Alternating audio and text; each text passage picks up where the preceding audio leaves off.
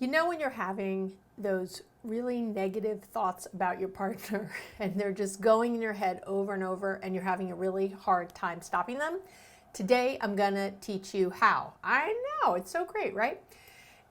So that happens all the time to so many folks that you just start focusing on what your partner is or isn't doing, what they should be doing. You get in your head all kinds of negative thoughts about them and, what it means for your relationship and how pissed you are at them and what an a-hole they are or what a biatch or whatever else you got going on. And you're just woo, woo, woo, woo, and it's zinging all around. And normally these things we start to focus on what they should be doing. So if they would just do this and I ask them to do that and I don't know why they can't do it this way or why they said that word or whatever it is. And we are just trying to, really what we're trying to do is control them.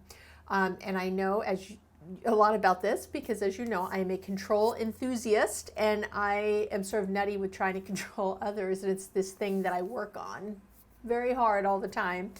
And so here's the deal. You can control. The issue is you can only control you. I know. You can't control them. So, and this is what makes us all kind of crazy at the end of the day, is that we're really wanting something to change because we believe it'll make us happier. We believe that if they would do that, this thing, then we will be happier over here. And I need to tell you that that's actually not how it works.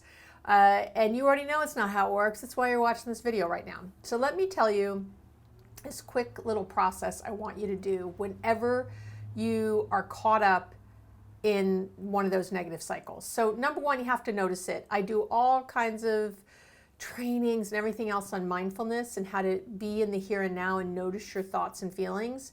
So you'll need to go to one of those to look at that. Go to my website, abbymedcalf.com. There's tons of stuff. If you just put in mindfulness or something like that or self-awareness, you'll get, in the search on my site, you'll get tons of stuff. So here's what I want you to do. I want you to stop. So be mindful enough to stop, to notice you're off and running, and to ask yourself these questions. Okay? So you're going to ask yourself these questions. So the first one is really, I need you to ask yourself, okay, just stop, take a breath. It doesn't have to be a special breath, just any breath.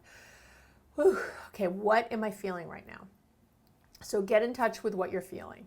So maybe you're feeling frustrated or resentful or angry or annoyed or one of those things. You might be feeling sad or helpless or hopeless. It's going to be something in that realm for sure. And then I need you to ask yourself, what belief or what thought am I having right now that's making me feel that way? Because remember, we feel the way we think. So you're having some thought in your head that's driving that feeling bus. Usually the thought is something like, things will never change. Things will never change. I'm going to have my whole life being this frustrated and angry.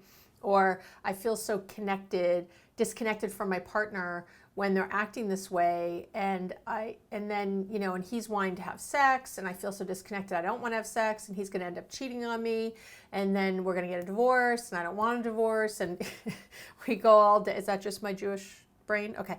We go all down some crazy road, and you start future tripping and what it all means for the future, and you've decided, and trust me, you have lots of thoughts. You might be thinking, your partner doesn't love you, or they don't really care enough about you, or they don't hold you as a priority. There's a lot of things that you're thinking that are driving those despondent feelings. So you need to identify those. You need to say, what is it?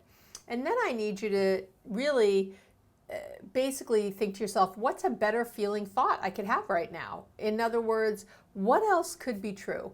What else could be true in the realm of all this? So it could be true that my partner's in as much pain as I am, and that he or she just doesn't know how to show it. What's a better feeling thought? I can think, wow, I know that they had a really crappy childhood, and this is the best they came up with was these tools.